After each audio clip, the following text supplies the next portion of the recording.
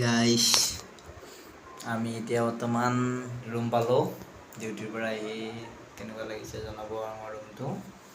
আমি যিহেতু বেংগালোৰত থাকোঁ, ইয়াত মানে কোম্পানীৰ ফালৰ পৰা ৰুম দিয়া হৈছে আমাৰ কোম্পানীত এনেকুৱা ধৰ ষ্টাফ লগা হৈ আছে। যদি কোনোবা আহিব বিচাৰে মোৰ ইয়াত কমেণ্ট কৰিব।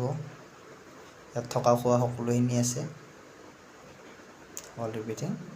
আমাৰ এনেকুৱা কুকুৰো প্ৰয়োজন হৈ আছে, আৰু ধৰ হাউচকিপিং, ৱাশ্বিং, কিটচেন, এনেকুৱা কিটচেনতো মানুহ বহুত লগা হৈ আছে। আমাক কোম্পানীৰ ফালৰ পৰা কৈ আছে।